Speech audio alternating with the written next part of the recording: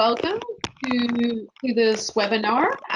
There'll be a little bit of background information that we'll provide. The goal of this is to, there are annual, UNHCR hosts annual NGO consultations, basically to really sit down with our NGO partners and to discuss some of the key issues. And it's sometimes to go beyond the usual, let's have a meeting. And sometimes the focus is on the detailed implementation troubles that we have, but it's also to try to raise the dialogue, take some of the broader issues, some of the things that go beyond our day-to-day working relationship, and how can we be coordinated, collaborative, how can we advance the humanitarian sector as a whole.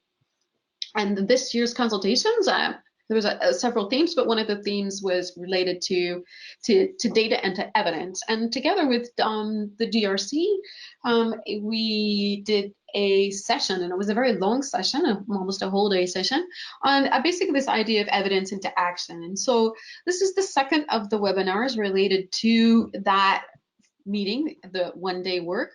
And it was really to carry on the conversation a little bit.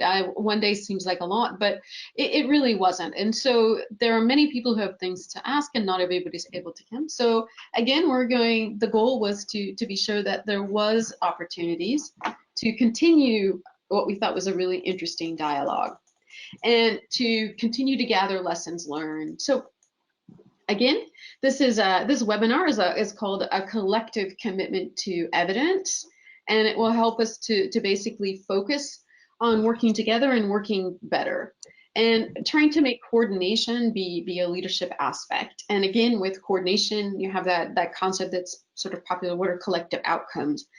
But how do you have collective outcomes without the good evidence and without good coordination around the evidence? So these are the reasons. So, and the other aspect that we touched on is we could have good coordination among ourselves as a service provider community.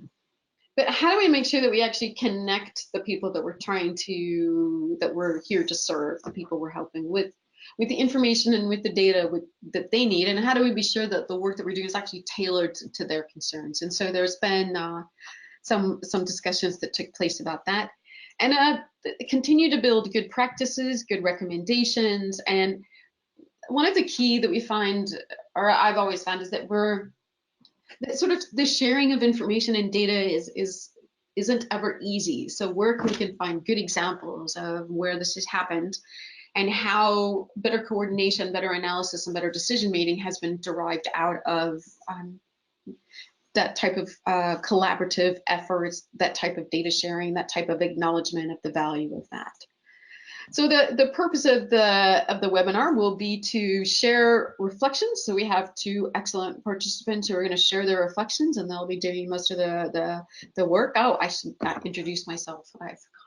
I'm Kimberly Roberson. I work at UNHCR, basically in Copenhagen now, and I've been working with data for quite a few years, and within the protection information environment as well, trying to mitigate in that dialogue between data people and protection people, how to bridge the gap for both a shared understanding, shared vocabulary, and to make sure that we can work together as effectively as possible. So what we've worked out is there are particular things we think are important to protection work when it comes to data, and there's sort of three key words in this statement you see here, and it's this safe, responsible, and purposeful work. So we think each one of those is something different. Each one of them is very important, but that's what they're there, and they're not just adjectives. They describe a different approach, a different attitude to working with data and working with very sensitive protection data in particular.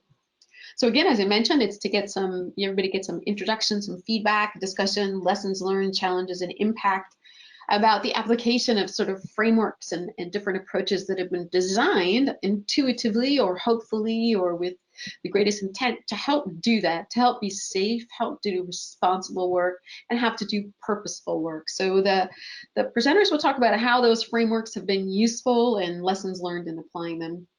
And again, a little bit about, so we did that. We have ideas about what is safe, responsible, and purposeful.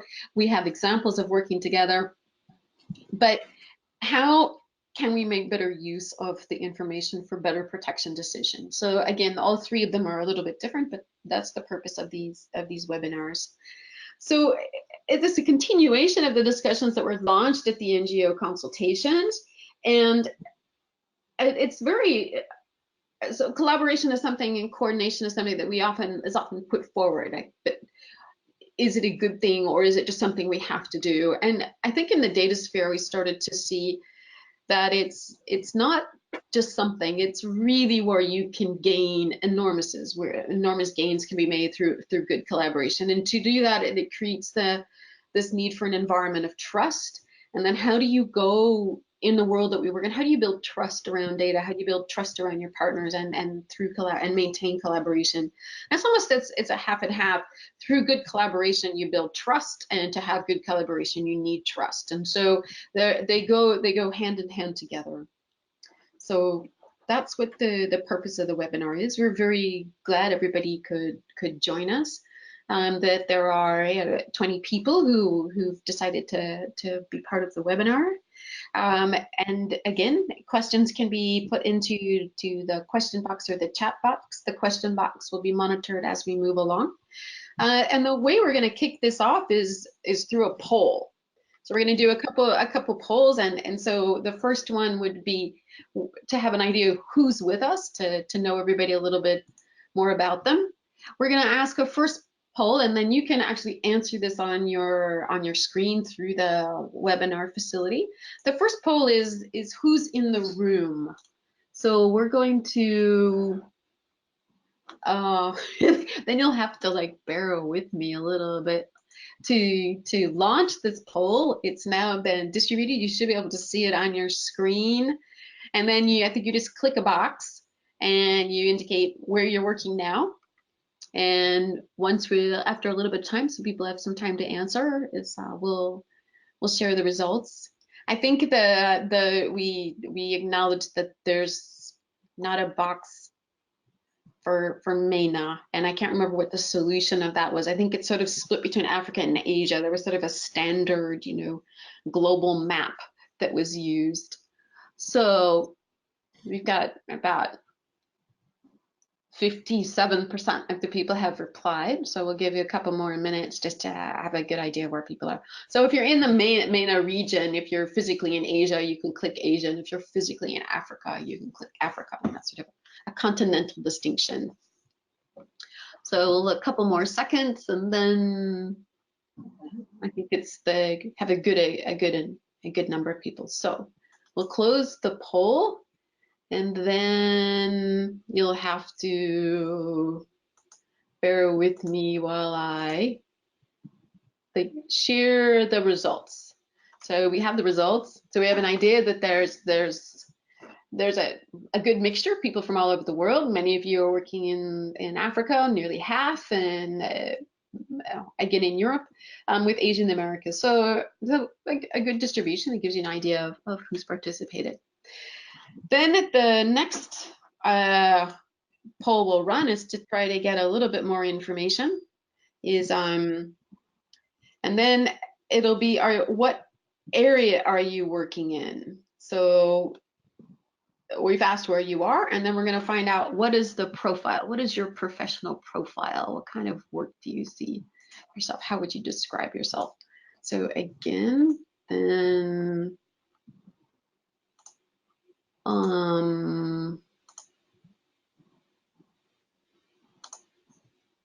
so now we're going to ask, what is your profile? And there's a few. There's not a lot of options here, but it's basically the sort of three broad categories I think that are relevant for the conversation. It's not meant to describe that these are the only people that were interested, and if you're, if you feel you're working more on the protection side, or more on the data side, or more on the coordination side, that you can it's just to give an idea to some extent about who's there.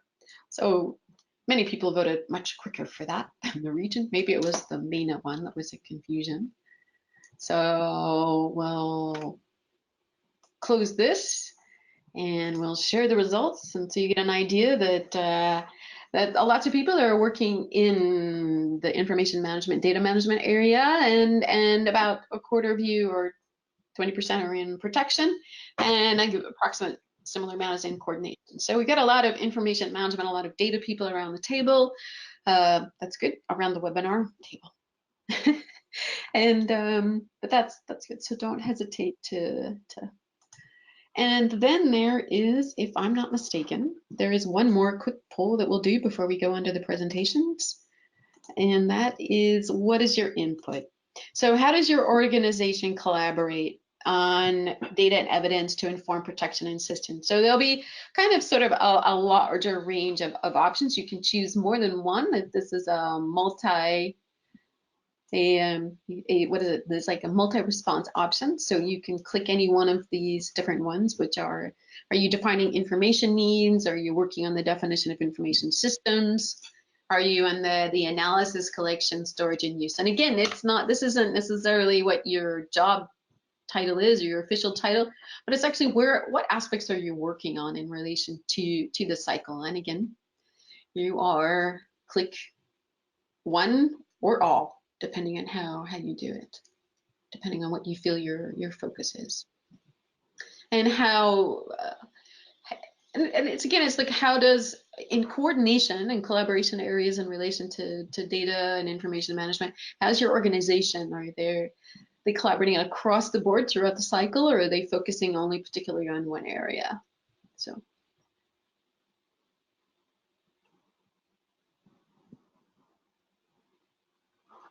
again, we'll just go for a minute. Anybody?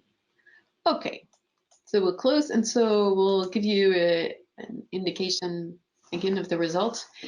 And it's interesting. It looks like, from what I see, while it seems there's the collection and analysis appears particularly high, that there is a really broad and a sort of complementary and comprehensive approach to where you're coordinating on data in coordination forum to support protection and assistance responses. And I think this is really interesting and very good to see. I think it may reflect that there are a number of IM people in the conversation. Often what we see is there's this sort of the collection and analysis area appears to be the most dominant, or the ones that comes to people's mind. And even internally, when we look at accountabilities or frameworks that are developed by the organization as a whole, the only part that seems to jump out them that's related to information and data is the collection and analysis. And so it's quite important to realize that it's almost as important, if not more, and the more and more time, the upfront work, the protection, the definition of needs, and then the sharing of the information are almost more important than to some extent to be engaged in collaboration on the collection and the analysis. So I that's the two ends of the process. So I think where coordination and collaboration with others are absolutely really key. So this is very good to see. So that what we're also trying to support is a more standard process to looking at information management, which doesn't start with collection analysis or the form. It really starts at that front stage where you define your information needs. So the results of this are really exciting to hear. And before we proceed to the plenary, and just to be able to be sure that we follow up with the session recommendations, we'd very much like to hear from your participants about your experiences related to joint analysis, coordination, and response for collective outcomes. But so we will also use the poll function for this. Oh, but we already did. So this is, you've given us the results. Okay, so sorry about that. So now we'll move on to introducing the speakers. The two colleagues who are with us today have enormous amounts of experience in leading collaboration of principles and systematized work with data information in humanitarian coordination environments and in coordination for, and they're going to be sharing their experiences and their lessons with us. So the first person is Anna Geller. She's with the Protection Cluster. She's the Protection Cluster Coordinator in Somalia. She's with the Danish Refugee Council in Somalia since 2015, first starting out on WASH and then becoming involved in protection and then durable solutions. So because I think that's a nice complementary, but an interesting difference between the more technical. and the more protection. So she's been working on the development, the rollout of an interagency Somalia protection monitoring system. So again, in a lot of information management activities, data management in the protection area, focus on protection monitoring, which we know is quite a challenge. So the second speaker is Samir Keita, who's the Protection Cluster Associate in the DRC with UNHCR. And she's been there since 2017. And again, the DRC, I think, is a particularly challenging environment when it comes to protection cluster coordination, with protection monitoring, with engagement with protection clusters, the scale of the country, but also the scale of the issues. And so it's also very exciting to have her to come share with some of her concepts related to the Protection Information Management Initiative and how rolling that out has taken place, and also within regard to the HPC and how you can, at the humanitarian country coordination planning, begin to be sure the protection is integrated into the HPC, including the analysis and the response planning aspects. So I will first hand over to Anna, and then you'll have to bear with me. So I'm going to make Anna the presenter, and so she'll be able to take you directly through the presentation. And so over to you, Anna. Good afternoon, everyone, at least for those of you for whom it is an afternoon. Thank you very much for the invitation, and I'm really pleased that I can present the example of Somalia, what we are doing in terms of protection monitoring, and share our best practice and lesson learned. So I just hope you can see my screen, and let's begin. Okay, so we started by realizing that we have a lot of partners who are collecting a lot of data on protection, who call it protection assessments or protection monitoring, but it's a very fragmented exercise, which does not allow us to really understand the patterns of exclusions or the trends when it comes to abuses and rights violations, the obstacles, and that very often we are lacking this last but very crucial step to think, so what? So what does it mean for the response? What does it mean for protection programming? What does it mean for the persons of concern, and what should we do about it? So how can we deliver, improve the situation in terms of accessing rights, either through our response or through advocacy? So what we have, so when we were thinking about how to address the situation, we thought that it would be good to have one harmonized approach to how we do protection monitoring that will not overlap with other well-established protection monitoring initiatives, which we have in Somalia, but rather will complement it. And what should be the objectives? So we're also guided by the centrality of protection strategy for Somalia.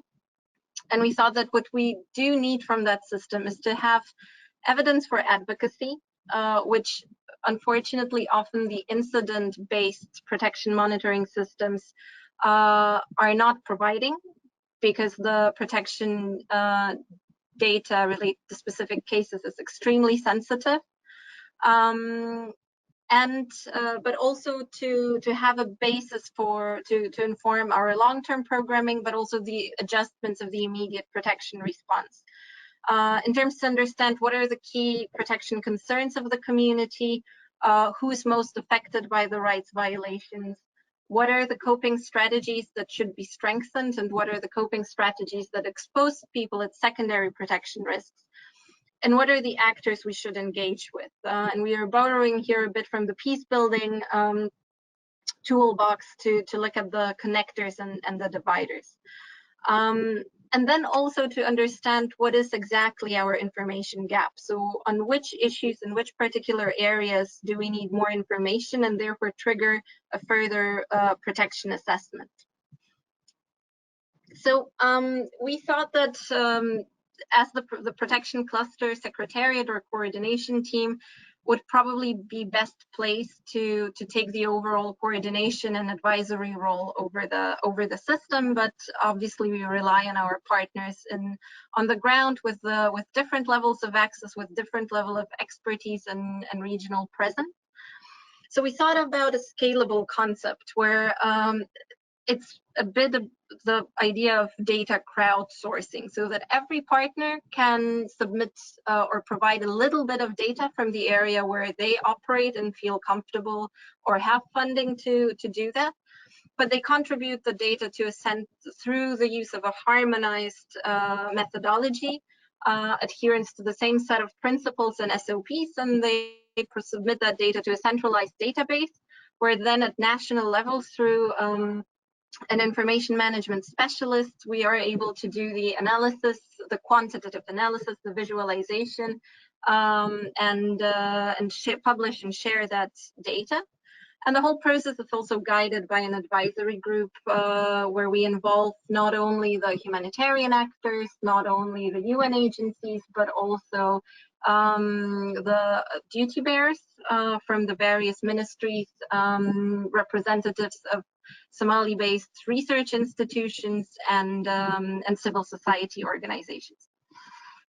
So this allows us to remain flexible and give also our partners the ability to add on to the tool to address their specific information needs, but to make sure that at least the core is a harmonized or standardized process for the protection monitoring.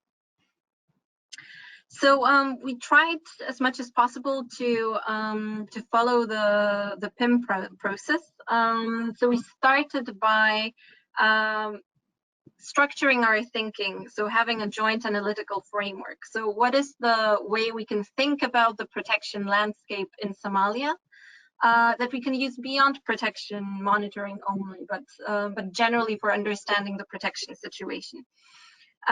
So we have created an analytical framework with listing all the rights according to the international legal frameworks and national legal frameworks, and then the possible rights violations.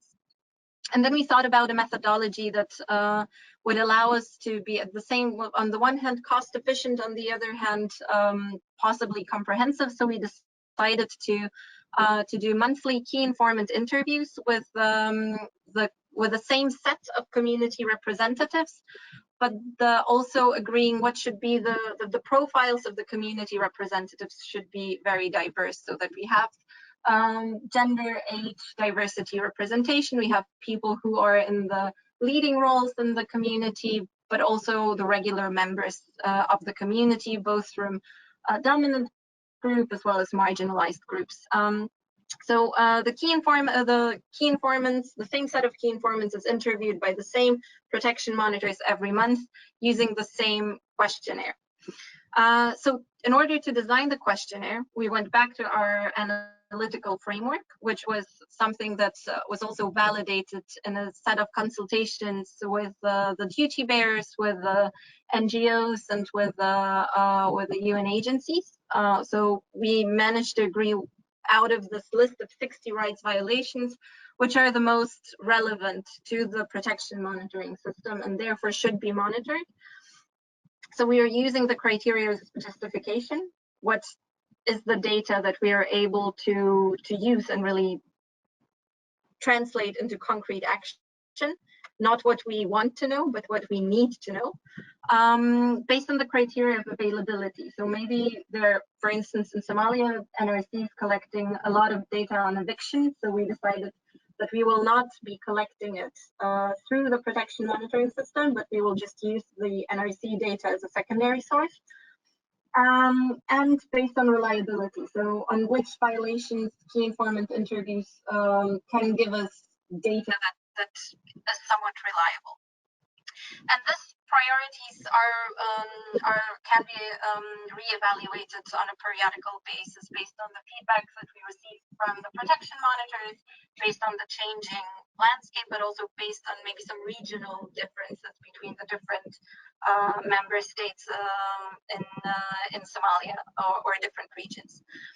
So based on that, we have developed our SOPs. We have developed a training module for the protection monitors and the data collection tools. So the questionnaires, and this is the core that as I mentioned, every partner who wishes to contribute to the protection monitoring system needs to adhere to.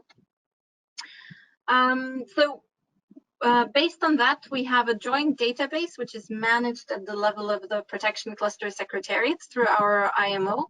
Obviously, the data ownership remains with the agency, but we also put in place certain confidentiality measures to make sure that the identity of the key informant or the protection monitors is not disclosed to anywhere beyond the partner at their area level. So we are doing the quantitative analysis, which is done through online dashboards, which are updated on a monthly basis with the incoming data and will be available online. I should have mentioned that we are in the pilot phase of that project. And then also to have at a district level monthly highlights that we circulate to the relevant actors to see what are the key concerns or key information obtained through the system related to that specific district. And to provide inputs into the discussion that the protection cluster or protection working groups at subnational national level are holding to inform their decisions on action.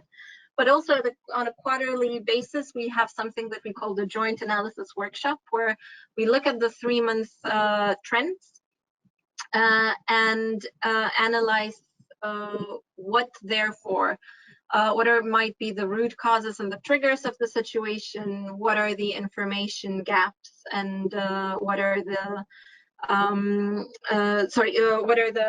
gaps in terms of response, and therefore how in the short term the programming should be adjusted.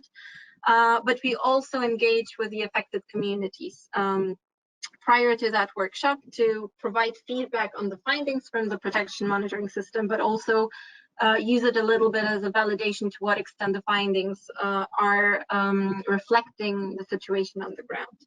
And then we also collect feedback from the key informants on the protection monitoring questionnaire. So we are also able to adjust it or guide the protection monitors on how their key informants would prefer the interview to be conducted in terms of logistics, where, which time of the day, but also whether there are any questions that they do not feel comfortable answering or issues they do not want to discuss in the future. So I wanted to zoom into the joint analysis workshop because I think that this is actually the core of why we have this protection monitoring system, to translate the findings into action. So for us, the key participants are the humanitarian organizations as well as the duty bearers, because we do want them to also address the situation and play an active role in that process. The development and durable solutions actors, but as I mentioned, also the affected communities. And the objective is to validate the accuracy and understand the findings in the context and come up with very specific recommendations for the different type of actors on what to do to try to mitigate these protection risks to the different types of communities.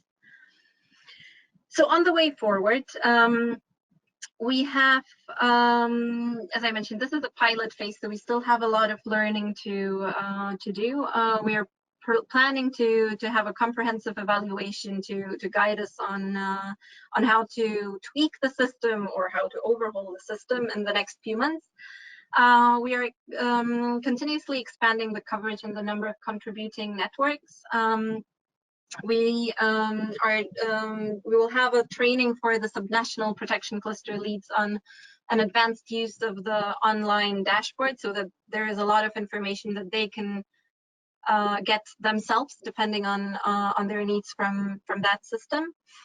the district profiles, but also we want to look at a specific methodology developed by Africa's Voices Foundation on the dialogue with affected communities, on the findings from the protection monitoring system as additional layer of sharing and using that information and allowing the affected communities to participate. So that is an overview of the protection monitoring system. Thank you very much. And if you have any questions, I'll be happy to answer. Okay, thank you. Thank you, Anna. And just in terms of that, again, I think you can, you can write up your questions.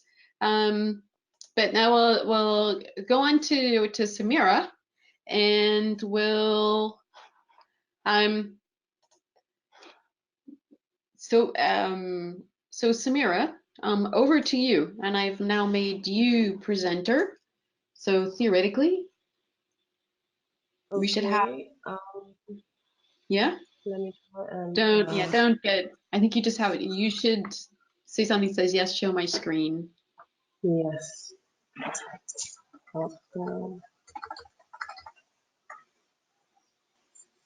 Hello, can you see my screen? Absolutely. Yes, Okay. Well, good afternoon, everyone. Thank you for inviting us to share our experience with you and share the DRC experience with regard to the PIM initiative. So maybe I'll start by giving you an idea of where we started from, where we came from with regard to this topic, because it's important to point out that initially, so before we started thinking in detail about PIM and how to implement and roll out the initiative in DRC, we came from a place where there was a lack of standardized tools and data systems, basically, within the protection cluster.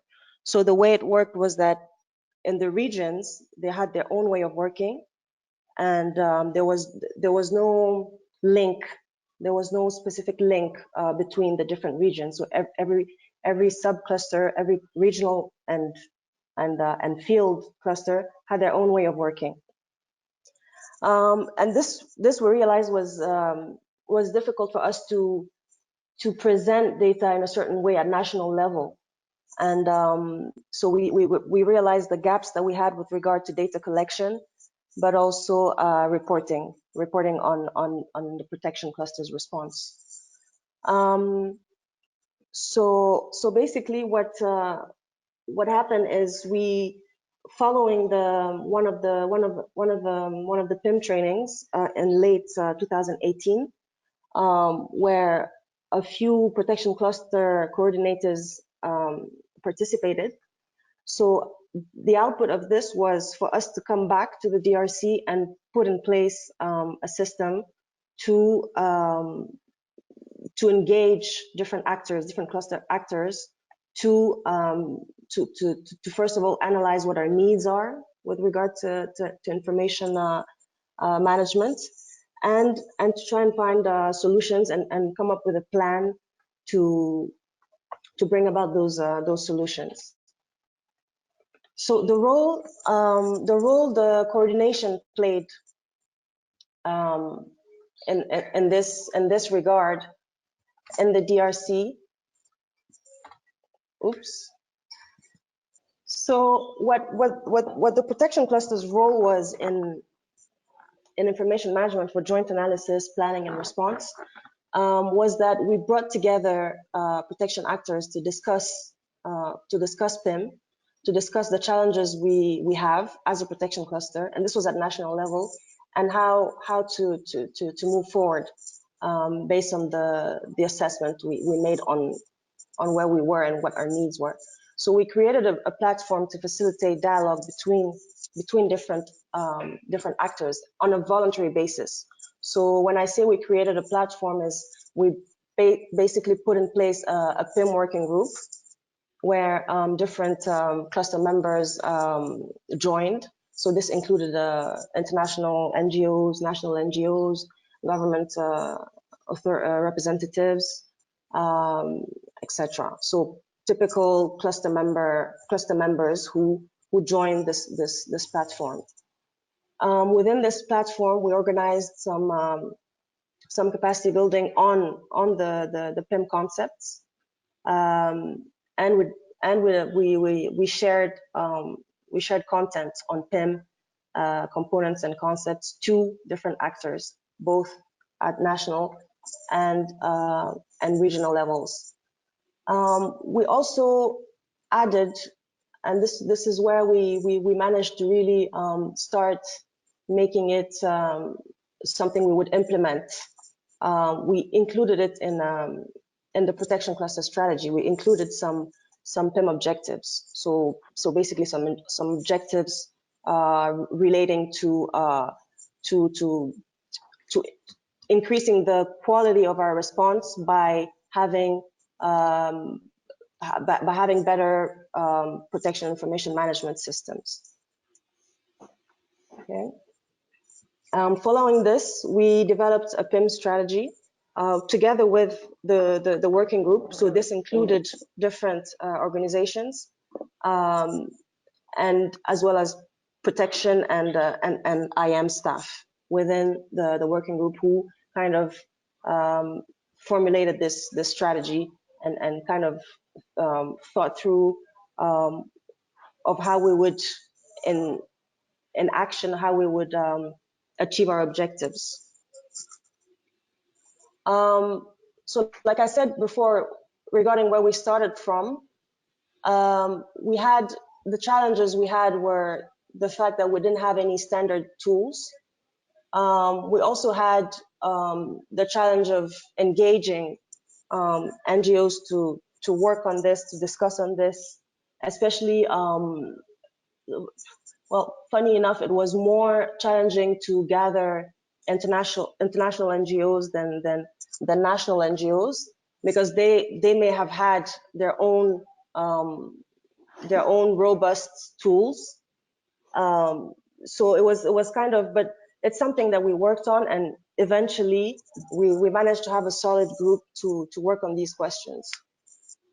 The disconnect between data, information, and cluster processes was also something that was not well understood within the cluster. So we overcame this by really explaining how basically the link between data management and the cluster processes, and to do this, we really used the help. This is where basically the collaboration between protection staff and IM staff was really key. Oops. Okay, bear with me. I'm trying to move from this slide.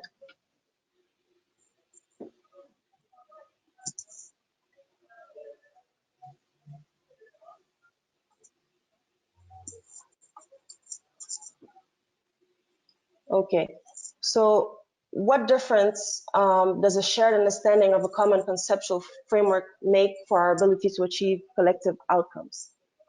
So the difference it brought by us having this shared understanding of the PIM framework within the working group, but also within the cluster as a whole, was that we improved our information management system, or we are improving. We're in the process of doing this.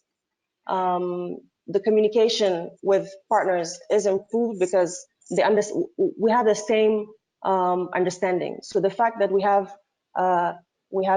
clearly formulated PIM concepts and the PIM matrix and all the tools that PIM provided us kind of helped for us to be on the same level of understanding with partners who implement response, and this was a positive thing. another difference that it brings, the fact that we have a shared understanding, is we're able to get more people to commit to the strategy, to the PIM strategy, and to agree on objectives we have with regard to how to improve how we collect and inform on protection responses. And also capacity building. So this is also something that we managed to achieve, that to strengthen the capacities of partners, which in turn improves the response. Okay. More specifically, what we achieved with this initiative and with having this PIM working group and strategy is that, for example, partners agreed to systematically share response data based on indicators that we together formulated, and here also the help of not only protection staff, but also IMs. But it was also important to include the overall coordination agency, which is OCHA. So this is also a good example of collaboration, of where working closely with some key agencies was quite beneficial to us in formulating some of our indicators, for example. Also the harmonization of sectoral need assessments and protection monitoring. So we're working on eventually expanding the protection monitoring system. So currently protection monitoring is mainly or mostly done by UNHCR. So we're trying to map all the other actors who are also doing protection monitoring, and kind of like Anna was explaining, kind of do an inter-organization protection monitoring. So this is also where I think the first presentation was really interesting and helpful to us, because it's one of the objectives that we have in the PIM strategy. Moving on.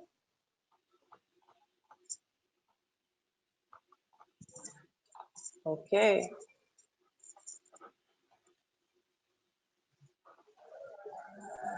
Okay, moving on. So regarding key stakeholders that should be mobilized if we want to progress jointly and synchronize our work with data and information for evidence-informed outcomes.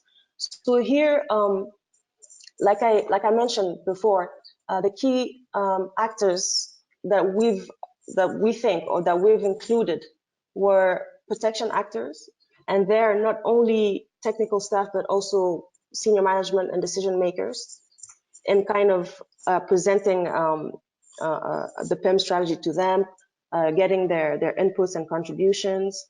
And when I say protection technical staff, like I highlighted before, the importance of working closely with IMs and protection it really makes a difference in the outputs. Then regarding the local actors, in our experience, like I said before, we had much engagement from local NGOs and civil society organizations, and I'll speak of what that brings, what plus that brings later. We've also included government authorities, but we work with them more bilaterally, but closely. So they might not be always present in the PIM working group platform, but we kind of created a space to exchange and discuss with them directly. And of course, the key stakeholder is the affected communities themselves. And I'll go back to where exactly we want to include them more. Regarding the government representatives, I wanted to give an example of how we mobilized, for example, the Ministry of Solidarity and Humanitarian Action to work together on the PIM initiative, and to kind of not only capacitate them, but also make sure they have the tools that they need to do their work, to do their work related to IDP data better. So for this, we worked with them bilaterally, like I said. We introduced them to the PIM initiative through trainings and sessions. And we kind of tailored the content to their needs. And this was at a national level, but with different departments within the ministry. So it was really interesting to see who was working on, for example, IDP response activities in the fields, etc. So we kind of tailored that to each department, tailor the content of the PIM trainings to the departments we were working with. With this entity, what we really focused on was coordination for collective outcomes. So kind of make them understand or explain the benefits of effective coordination on issues of protection and information management to achieve better results. Okay. All right. Now to go back to the PIM working group itself.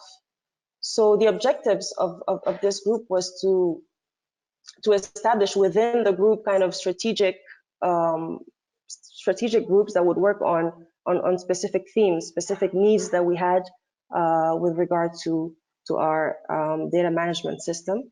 Our objective was also to implement the PIM strategy, and I will come back to the specific objectives of that, of what we picked to prioritize based on our needs.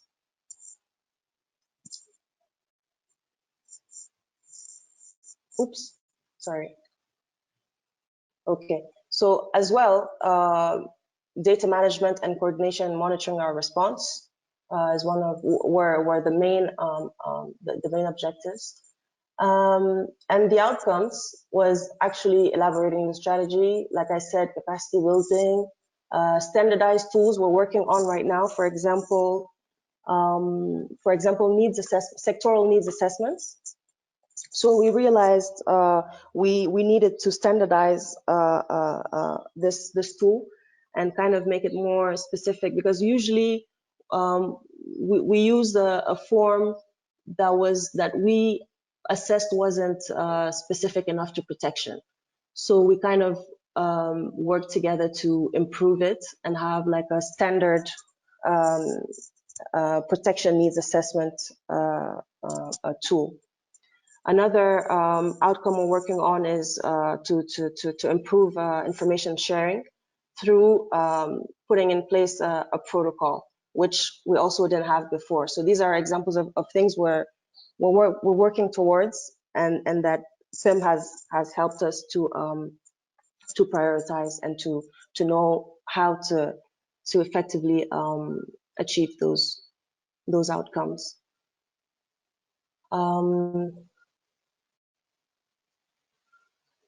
Okay, so like I was saying earlier, the specific areas where we decided to focus on based on our needs was data management, capacity building, distribution and dissemination of protection information products, and coordination and monitoring the protection response. So in each of these 4 areas, we have specific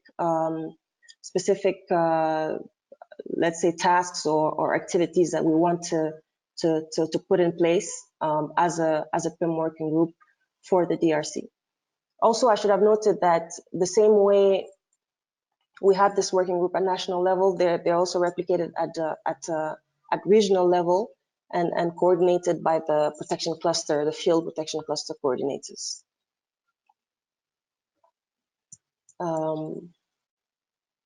Now, recommendations or lessons learned so far from the DRC.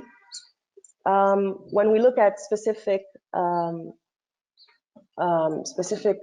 PIM categories, for example, population data. So here, what we learned, like the importance of strengthening our collaboration with national authorities on this issue, especially in a context where IDP data is quite a sensitive issue or topic in the DRC. So it was really important for us to establish connections and links with the authorities to work on this. Another recommendations with regard to situation awareness. So here, basically the added value of working with local actors also comes into play in protection analysis, for example. So it's an area where we see which actors can contribute in a relevant manner to this specific area. And here the role of local actors was really beneficial with regard to the work we're doing in terms of analysis. With regard to response and results monitoring, this is where the collaboration between protection and IM staff was really helpful. So we managed, for example, to put in place a tool to collect response information, response data, which we didn't have before. So we're now working towards putting in place activity info, for example, for protection, which we didn't have before. So this is kind of things that are in the pipeline and where protection staff is working closely with IM staff. And finally, another, lesson learned or recommendation was the communication with affected communities. So encouraging not only contributions from the affected communities, but also involving them. And this is where in our plans to expand the protection monitoring system, we want to have like a community-based approach and really take into consideration the help we can get from local protection committees that are already gathering some sort of protection incidents. So this is in a summarized a way to share basically what has been done with regard to PIM in the DRC, but also some of the lessons we've learned so far. It's still ongoing, it's in process. So we're happy to share more detail and to respond to questions you may eventually have for us. Thank you very much. Thank you very much, Samira. It's very, very interesting, and it's always good to hear, even when you've worked on something like PIM for a while, to hear people describe it again as a useful and a valuable approach. So I guess I need to show my screen. Huh?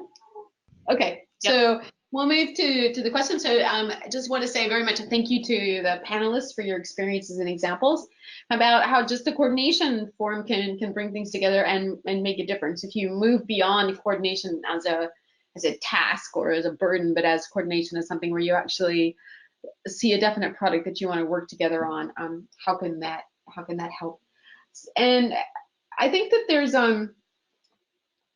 it's useful, and again we go back to see the participants in the room, and we had a sort of a very interesting mixture of, but again sort of with a number of IM people in the room. So I hope it's useful to say that even the hurdles and the burdens necessarily that may be about taking the time to set into place the coordination forum when you put into place the system is really worth it, and that you take the time to work out with between protection and IM and other colleagues and with partners, sort of those approaches to coordination earlier on, and how it can really result in a better output and more sustainable. I think one of the things that we generally see in relation to a lot of protection information is the sustainability of these systems that put into place. And so if it's done individually, if it's done as a sort of as a private project, what we do know is in protection monitoring systems will disappear when the owner or the person who's created it and the author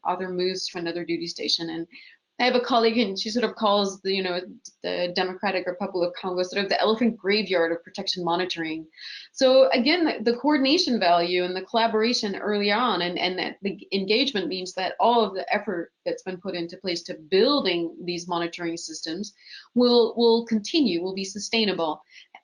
And it's not simply only the brainchild or the hard work of a single individual, but it represents a broader community. So that's it. So I think what we'll do now is for 10 minutes, take questions or for a few questions from the participants to the audience.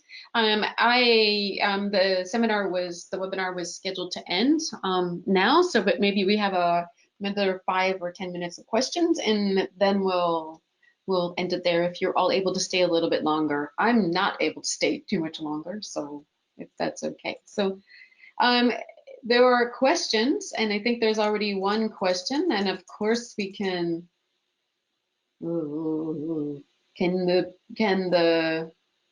if people want to ask a question, I think that you can raise your hand. Yeah, okay, so there's a couple hands, so I will oops, one hand went away, so there's another hand. I will see if Charles, if you want to go ahead and ask your question. There seems to be a okay, so maybe we'll try maybe Arden to ask the question, if it works, if I can make it. Hi, can you hear me? Yes, we can hear you. Great, thanks for that. I just wanted to ask, and I think I want to ask this to both presenters. I was wondering at what level did they seek buy-in from participating organizations, members of the cluster, to accept to harmonize their tools and approaches? Because you know, if this is not done at a high enough level, it could lead to inability to take decisions by member staff in the field. So I was wondering if they could tell us a little bit about that. Hello?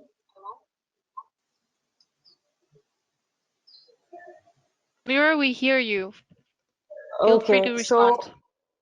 all right. So in the DRC, what we did is we kind of brought the subject at national level. So it was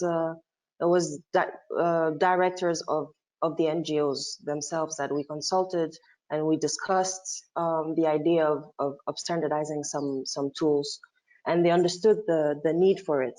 And usually it's not asking them to change their way of working, but mostly to share, to allow others to use an improved standardized tool, basically. So the tools themselves don't really vary drastically between each other. The idea was just agreeing that we would come up with one standard tool for people to use at both at all regional levels. So to answer the question, at what level? It was at national level, and with senior representatives of protection actors, protection members. I think Okay. for us it was a similar level. So we have created the advisory group where we had the senior representatives of the government, NGOs, UN agencies, but we are also presenting at each step the progress to the national protection cluster members. But I think that it is also very important to first like really map out what information management systems you already have and which are well functioning, so you do not duplicate the effort, and also appreciate the work that has already been done and try to incorporate it into the broader protection information management landscape, rather than reinventing the wheel. So I think it all should start with seeing what is it that we already have and can use before we start thinking of new systems or of new tools.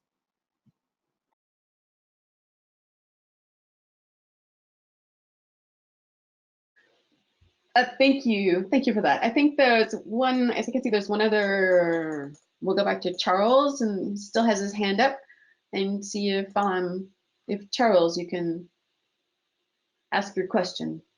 Oops. Yeah.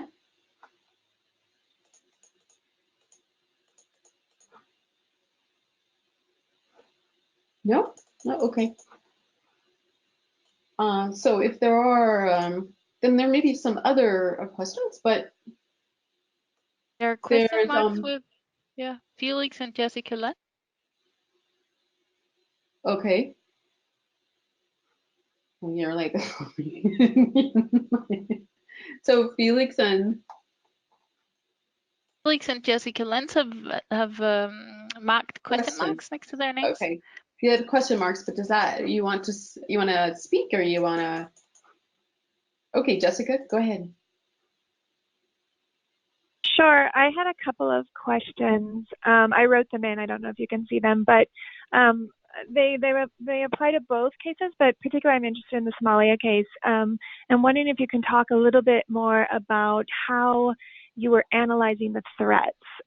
So when you put up the screen that talked about the needs that you were looking for, it mostly focused on vulnerability and capacities, but little to really look at the threat component, and thinking about the perpetrators and looking at what are their motivations and the patterns of abuse that they're, that are manifesting in different situations. So that was one question. I wanted to understand that a little bit further. And then in addition, for both cases as well, I'd be interested in knowing, in putting together the analysis and a PIM framework, where did you see improved decision making for protection outcomes? So did you see that at different levels of, from the bottom of programming all the way up to perhaps the HCT level? And what did that actually look like, and whether or not you can give any examples of actual improving decisions for protection outcomes?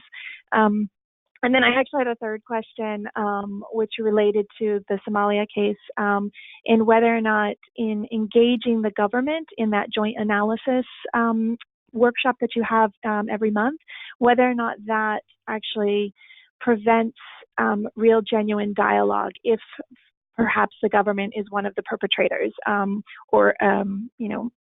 so how do you actually engage effectively and really think about the issues and analysis when they may be one of the key actors who are creating the abuse?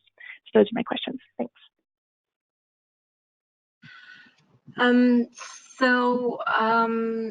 the starting from the second question, I think that we cannot look at the government as a monolithical being. There are also very different forces within the government and different interests and different needs. So while understanding the risk related to it, I think that there's limited gain from excluding the government. And I think that by keeping them part of the discussion, we can still influence to some extent also their approach and their attitude towards rights violations. So working in parallel or excluding the government would not really help us in changing the situation, even if they're the perpetrator behind it. They also have or might have influence on the specific entities within the government who are contributing negatively to the rights violations. But we make sure that the identity of our protection monitors and key informants is not disclosed. So in this sense, we are very cautious about the confidentiality measures and the safety and security of the people who contribute to that system. So in the joint analysis workshop, we do not have the key informants and we do not have the protection monitors, exactly for that reason. And the other questions about how we look at the risks. So our questionnaire is structured along the thinking of has this specific right violation occurred in your settlement in the last month? And yes, if yes, we have a set of follow-up questions that is asking about the prevalence, about the groups that were most affected, and then we ask about the connectors and dividers. So meaning who were the people who supported you in addressing the situation, de-escalating the conflict, seeking justice for, and who are the people who had negative impacts, so basically increase the risk. It might be perpetrators, it might be people who are preventing survivors from seeking assistance or from reporting the cases. So we are trying to look into that as well, specifically to understand also who's best placed to engage with on which rights violations. So I hope that answers your question. I'm terribly sorry, but because of our security protocols and the time here, I have to leave the office and move to our guest house now. So I'm afraid that I will have to leave the conversation, but if there are any questions left, I'll be happy to answer them also via email and writing. Thank you, Anna, and I understand. I also need to go as well. But I think there may be still a few questions, and the Danish Refugee Council, I believe Reka has volunteered to be able to take over and to close the session or to have any more questions. And I just a couple of thoughts as on the sort of on the way forward. There's always when you look forward to these things, it's what can we do next? But I think there were a couple of really key points that Samira raised in terms of this. It's something that's important. So we often feel in RDP situations and others that working with the government, particularly on population figures, is a problematic or on protection. But the focus that was presented that on the population figures, on the numbers, on the people, that a close collaboration with the government was needed because of the politics and wasn't to be avoided because of the politics. And I think that's a very important lesson, because it doesn't mean that your entire protection discussions are with the government, but you choose an element which is equally of concern to them, and you work with them on that. So I think that was a very sort of a nice environment idea. It wasn't that, it's protection, so we can't speak to the government, that there was a component that it was almost better to have done it. I like the idea too of the sort of creating working groups, both at the regional and national level, and to ensure that dialogue continued. And of course, working groups are always a burden, but helping to do that. The other is to share the concept and the strategies with donors, and then consider donors as a partner. I think that's useful.